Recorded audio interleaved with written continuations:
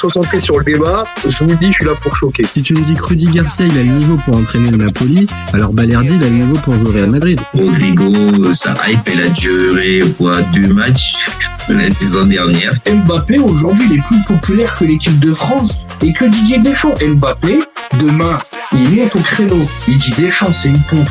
Il faut un changement d'entraîneur. T'es sûr que 48 heures après Deschamps, il va sauter. Mais je sais pas con Dédé. Que Laurenti pense que le mec, il dépense 1 euro, il meurt. Je suis allé me faire la compil que ça m'a dit. La compil a duré 2 minutes, il n'y avait pas grand chose. C'est souvent les 3 bonnes tacles qui revenaient, je me suis dit attends, il y a que ça dans la compil. Guardiola, meilleur coach de l'histoire. C'est même pas le meilleur coach de l'histoire du Barça. Il faut arrêter avec Payet, c'est un grand joueur. Alex Ferguson, c'est juste un Giroud qui a eu beaucoup de moyens. C'est pour ça qu'il a réussi. Pendant des années, on se faisait dérouiller à chaque gros match. Ça fait penser à Rudy Garcia. Le match, il va débuter. Les 11 sur le terrain, ils vont se caguer dessus. On va sortir les popcorn, on va observer tout ça. On va tous mourir. Moi, j'y crois pas. On va se faire éliminer comme des putes. J'en suis sûr. J'ai déjà tout prévu. Le paquet de mouchoirs. Je veux pas avoir ça. Si t'enlèves le championnat anglais, allemand, espagnol, italien, portugais, lituanien, la Ligue 1, c'est le meilleur championnat européen. Mbappé, c'est un remplisseur de brouettes. Par contre, quand il faut aller trousser les grosses équipes, malheureusement, c'est lui qui se fait remplir.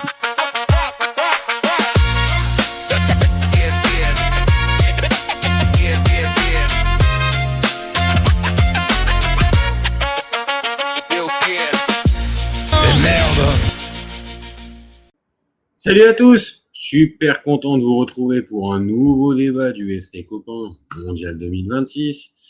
3h45 les copains, on est bien. Dans une bonne demi-heure, il y a le Turquie-États-Unis et le Australie-Paraguay. On va continuer de parler foot. Mais là, ce soir, cette nuit, là, les premiers matchs de la nuit, on est parti sur un bon petit, deux petits matchs sympas. Donc, écoutez, comme d'habitude, hein, on va essayer de débriefer ça. Vous avez vu, j'ai sorti le beau maillot hollandais, Coupe du Monde 94. C'est pas pour troller les Tunisiens, hein. C'est juste que ce soir, match de Coupe du Monde avec les Pays-Bas, bah ouais, on sort le maillot des Pays-Bas. Donc, comme d'habitude, les copains, on y va, on commente, on like, on partage, on commente. Allez-y, hein. J'ai besoin de vous pour faire les débats. Hein. C'est toujours plus sympa si vous participez plutôt que de me laisser moi tout seul parler. Je vous dis à chaque fois, si vous n'êtes pas là, je le ferai quand même le débat, mais c'est quand même vachement plus sympa si vous êtes là. Donc là, je voyais il commence à y avoir un peu de monde. Allez-y, n'hésitez pas à interpeller ou à donner vos tops, vos flops, ce que vous retenez, les 16e. Voilà, il y a plein de choses à dire. Et puis, si vous découvrez cette vidéo, allez-y, hein, les copains, on a besoin de likes, mais on a aussi besoin d'abonnements. Donc, si vous avez envie d'avoir un peu de contenu foot plusieurs fois par jour, des débats qui sont divers et variés. En ce moment, c'est full Coupe du Monde, mais on y va, on s'arrête pas. Donc, allez-y, les copains, on a besoin de ça. Et on a besoin de vous. Voilà. Maintenant qu'on a fait ça, on peut parler un peu du terrain. Comme j'ai dit, on a une bonne demi-heure devant nous pour parler de la fin de ce groupe E. Et je l'ai mis, en fait. Les deux enseignements, c'est que les Pays-Bas, ça fait le boulot. Ça fait le boulot sans vraiment, on va dire, trembler un seul instant. Ils auraient pu trembler à 2-1 quand les Tunisiens sont revenus dans la partie. Mais bon, le début de match, c'était tellement catastrophe. On était en live tout à l'heure pour en parler. Bon, je pense que voilà, on a vu les limites tunisiennes. Bon, on pourra juste constater que c'était quand même un peu moins mauvais que ce qu'on avait vu pour les 2 premiers matchs. Voilà, ça ressemblait un peu plus à quelque chose, mais bon, on n'est quand même pas sur une équipe qui va rester dans les mémoires, ou on va dire positivement. Négativement, oui. Au final, c'est 12 buts encaissés, 2 buts marqués, 3 défaites. Bon, voilà, je pense qu'on peut continuer de taper sur la Tunisie, mais limite ce soir, bon, comme je l'ai dit, c'est un peu moins mauvais en fait. C'est un peu moins mauvais, donc j'ai pas envie forcément de retenir ça dans le match. Mais bon, on va pas se mentir, c'était quand même pauvre ce qu'ils nous ont montré. Pourtant, dans la compo, alors ils sont pas super bien positionnés, mais bon, voilà. Mais dans la compo, on s'aperçoit quand même que il y a encore l'espèce de 5-4-1. Il nous envoie maintenant Mastouri en pointe à la place de Ben Slimane et Saad qui était à ces postes-là au dernier match. Il recule Skiri en défense centrale. Et je vais pas vous mentir, les copains, c'est une catastrophe parce que Skiri, il marque au bout de 3 minutes contre son camp. Bon, alors après, c'est plus parce qu'il contrôle le ballon, mais bon, voilà. On va dire que là, à ce moment-là, c'était pas forcément une découverte de voir que la Tunisie allait prendre cher, mais voilà, Skiri qui devait être, on va dire un choix fort de la part de Renard, bon bah c'est pas le cas. C'est pas le cas. Oh, pardon, je suis sur le drapeau de la Tunisie. On va faire ça mieux. Voilà, donc pas génial ce qui était proposé. Après, 7e minute, corner. C'est catastrophique. Le corner, quand tu vois le corner, j'avais dit que je m'attardais pas sur la Tunisie et que fallait plus s'attarder sur les Pays-Bas ou sur le Japon-Suède. Et on est obligé de parler quand même de la Tunisie, franchement. Le début de match qu'ils te font, c'est pas possible. Ils te plombent. Et Hervé Renard ou pas Hervé Renard, là, ça change rien. On pourra toujours dire oui, ok, il est dépendant de ses joueurs, il a une influence sur ses joueurs et tout ça. Regardez les matchs, enfin, regardez les stats, les copains. Je vous cache pas que les Tunisiens,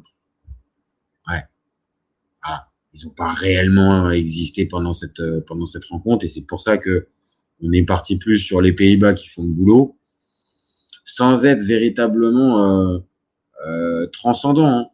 Ils ont marqué vite, comme je viens de dire, les 2 premiers buts. Ils se sont rendus le match super simple. Il n'y avait pas une opposition de dingue en face. Et puis après, ils l'ont peut-être un peu joué trop facile jusqu'au corner et le but de Mastouri. Et puis quoi, dans la foulée, quoi. Allez, 8 minutes après, 8 minutes après, Van Aeke va marquer sur corner. En plus, il est mis à Van Aeke, mais normalement c'est Talbi qui la met dedans. On saura jamais d'ailleurs si la balle était cadrée ou pas. Mais voilà, la Tunisie, malgré le score, elle n'a jamais vraiment existé dans la partie. Et derrière, je pense qu'ils étaient au courant, les Pays-Bas. Ils étaient au courant de ce qui était en train de se jouer entre le Japon et la Suède. Et vu qu'entre le Japon et la Suède, on était là pour le coup sur un autre type de match où vraiment les 2 équipes se sont un peu rendues coup pour coup. Je pense que ça a dû influer aussi sur la deuxième période des Pays-Bas, parce que tu sais que les 2 équipes à côté, elles se neutralisent. Donc je pense que pour moi, ça a impacté. Ça a impacté la deuxième mi-temps, et c'est pour ça qu'ils l'ont repris peut-être un peu plus à la cool, et que sur coup de pied arrêté, ils se relâchent un peu. Et tu prends le but. Après, ça montre aussi, et ça, on va en parler par la suite, parce qu'il y a les matchs de ce soir, mais il y a surtout la suite, parce que c'est ça qui nous intéresse. Là, maintenant, le groupe, on va parler du match du Japon, mais là, ce qui est important, c'est le groupe, le classement du groupe. Donc là, maintenant, on sait comment ça se termine. Et comment ça se termine, c'est les Pays-Bas qui terminent à la première place, le Japon à la seconde, et on a, petite surprise, mais on a la Suède qui va se retrouver comme meilleur 3e. C'est un peu plus tôt dans la soirée, on avait eu l'Équateur, la même chose, qui s'est retrouvé avec 4 points et une différence de but neutre.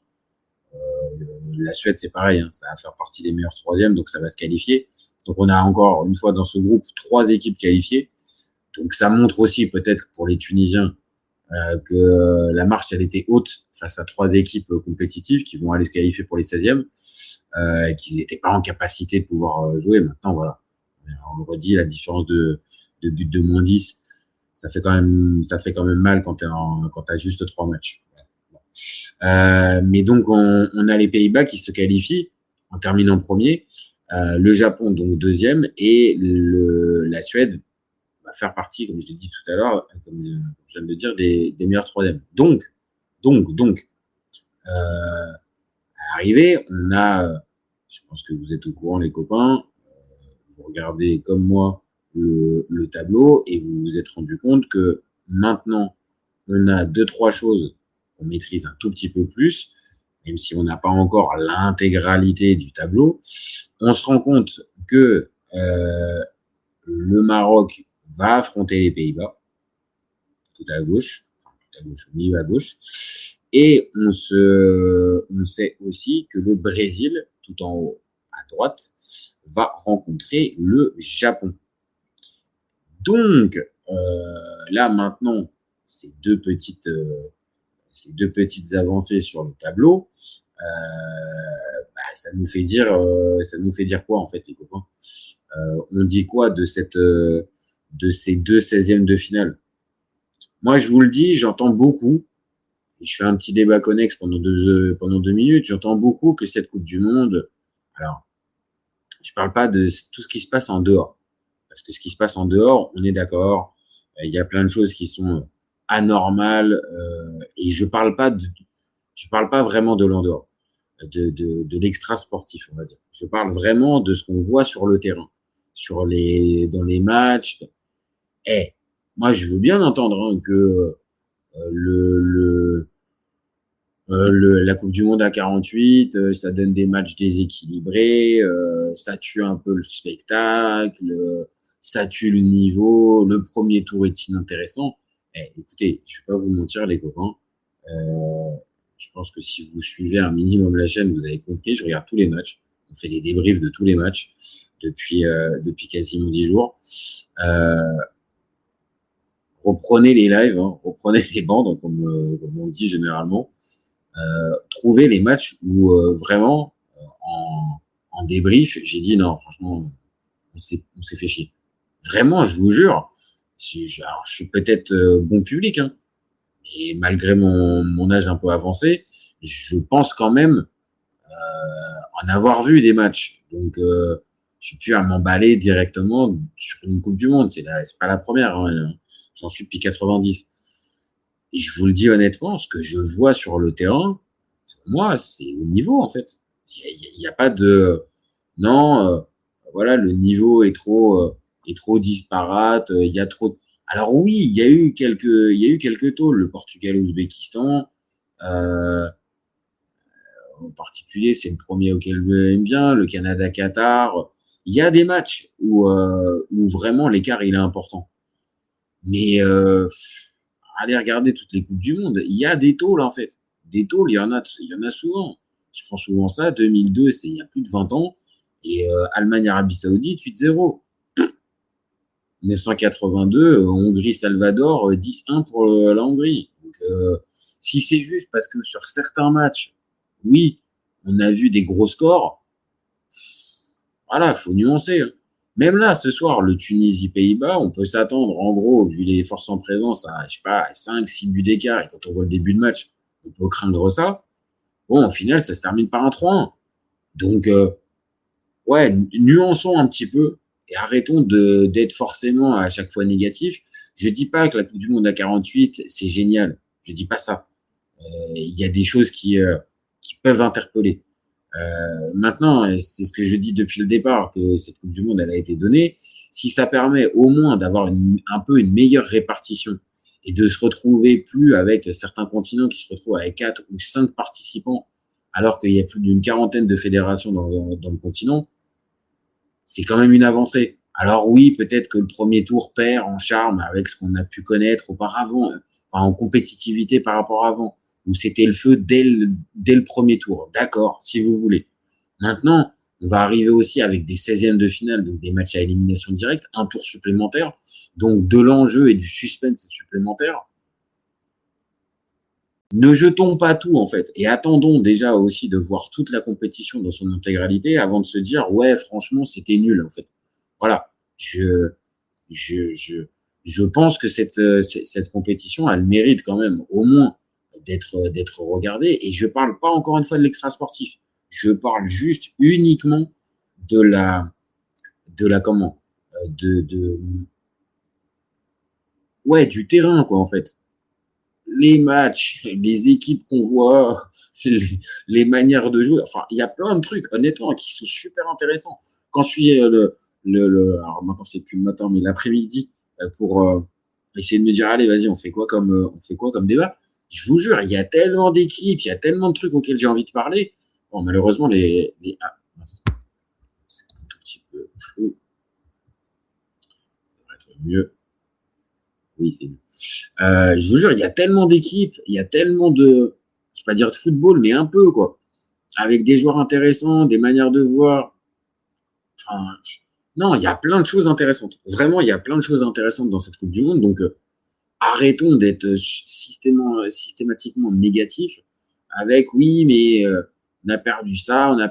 Bon, regardons les matchs déjà, parce qu'il y a une partie des gens en plus qui vont dire, enfin, une partie des gens qui va dire ça, qui va arriver très vite avec oui, en fait, bon, moi les matchs de la nuit, ouais, bon, je regarde que les plus importants.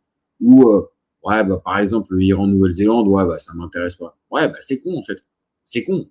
Et en plus, je vais pas dire que ces personnes-là ont pas le droit de parler de la Coupe du Monde, loin de là.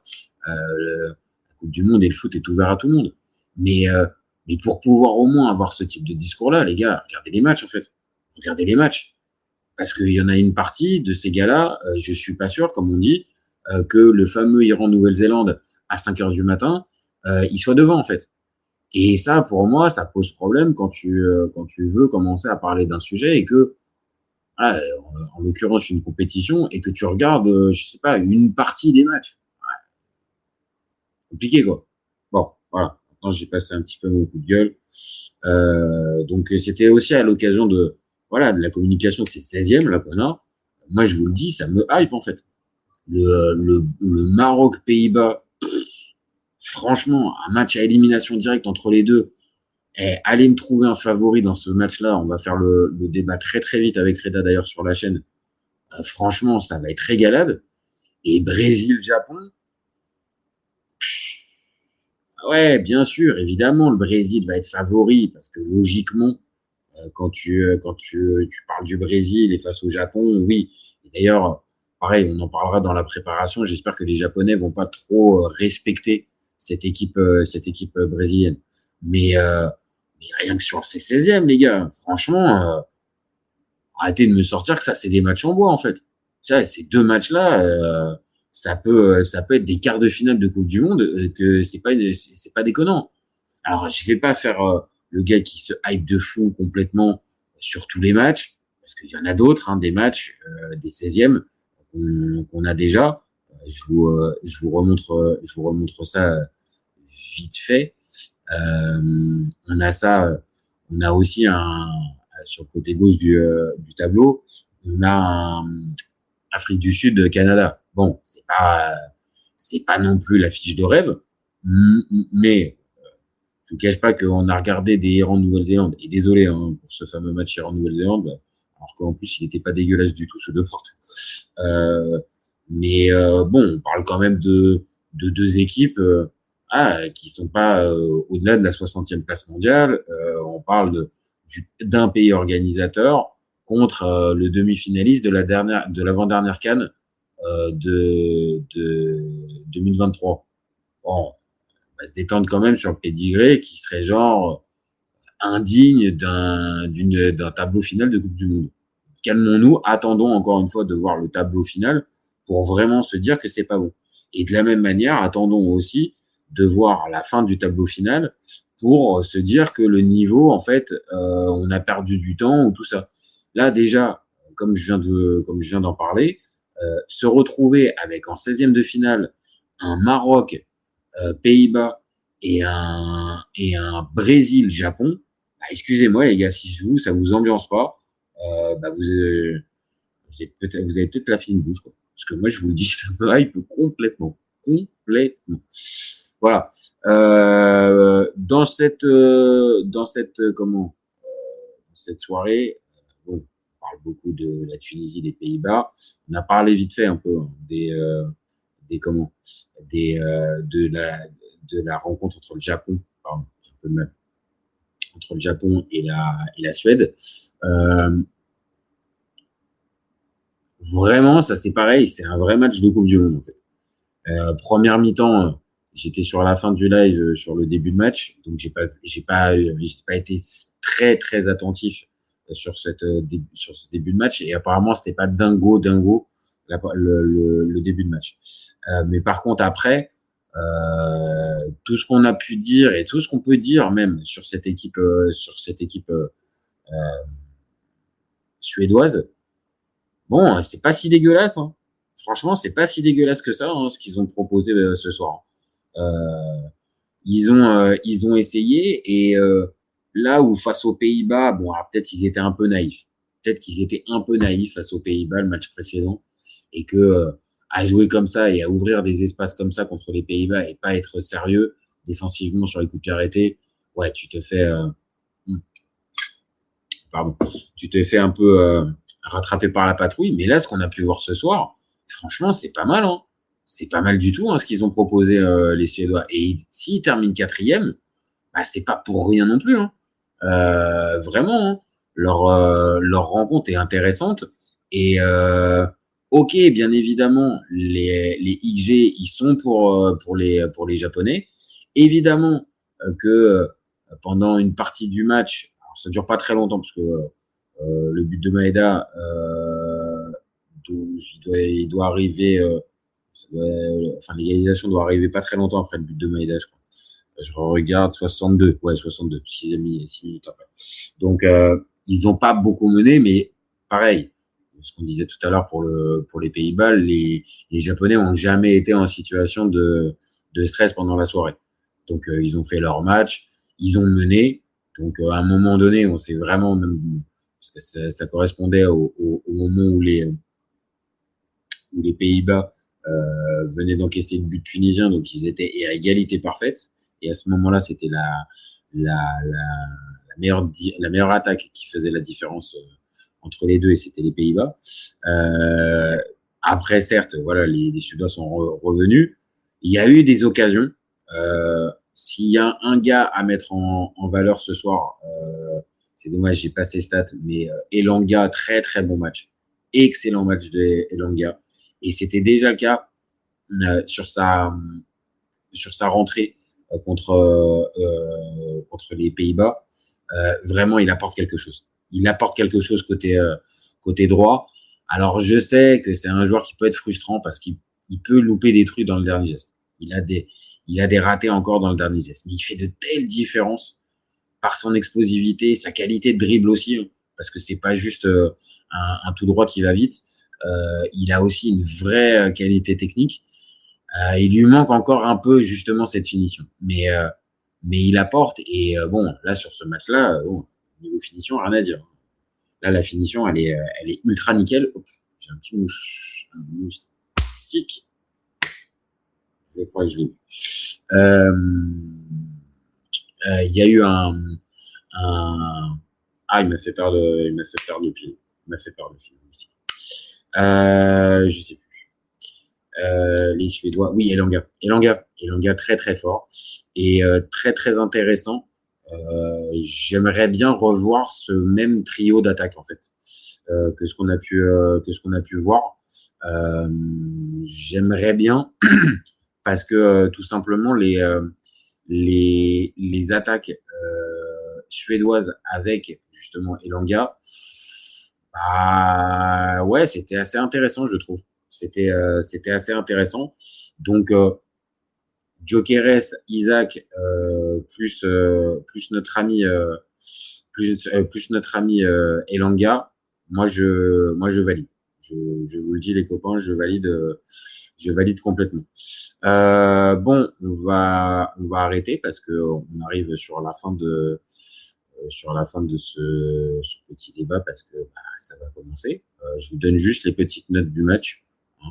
On va juste en parler juste. Du côté Suède-Japon, moi je suis parti sur un 7 sur 10. franchement, match intéressant, match plaisant à voir. Et franchement, on a passé un bon moment parce qu'il y avait du suspense jusqu'à la fin. Et voilà, j'ai pensé même un peu naïvement, peut-être encore une fois, que les Suédois allaient peut-être arriver à faire la diff. Donc 7 sur 10, il y avait de l'enjeu, il y avait du suspense, comme je l'ai dit, de la qualité technique, les buts sont beaux, parce que le but de Maeda aussi, franchement, très très beau avec la combinaison. Et les Japonais, de toute façon, voilà, je vous l'ai dit, on va en reparler très très vite sur la chaîne à l'occasion du match contre le Brésil. Et puis l'autre match, Pays-Bas-Tunisie, bon, les copains, on est parti sur un 6, il y avait du pas de suspense, mais du jeu, pardon. Donc match intéressant. C'était pas dingo. Mais voilà, il y a eu des buts, on a pris un peu de plaisir, donc voilà. On aime quand même ce type de match de Coupe du Monde où en plus, comme je l'ai dit, nos amis tunisiens, on mettait pas énormément sur eux au début du match, je parle, et au final ils ont été pas si dégueulasses que ça. Donc voilà, soyons un minimum indulgents pour Hervé Renard. On lui a assez tapé dessus depuis le début de la compète pour voilà, être un tout petit peu plus indulgent et s'arrêter là. Voilà, ça a été compliqué, mais bon, ce soir ils ont un peu relevé la tête, un tout petit peu. On va essayer d'être positif comme ça. Bon, voilà les copains, je vais vous laisser. Il y a eu les hymnes qui viennent de passer. Là, il y a eu même le coup d'envoi de Turquie-USA. Donc, on va se poser tranquillement devant la télé. Et puis, on va proposer le débrief tout à l'heure après le match. Donc, merci à tous d'avoir suivi. Le live dispo en replay dans quelques minutes sur la chaîne. Il sera aussi disponible en podcast sur toutes les plateformes type Deezer, Spotify, Apple Podcast. N'hésitez pas à commenter, à liker, à partager comme d'habitude, même après les débats. C'est ce qui les fait vivre et on répond aux meilleurs commentaires. N'hésitez pas à vous abonner, je le répète à chaque fois, mais on a besoin de vous, les copains. Et puis voilà, on arrive à la fin de cette petite vidéo. Donc merci à tous encore une fois de m'avoir suivi, parce que j'étais tout seul. On n'était pas deux. Voilà. Et puis vous gardez en tête, comme d'habitude, KFC Copains, on est ouvert toute l'année et encore plus pendant le Mondial 2026. Ciao les copains. Ciao.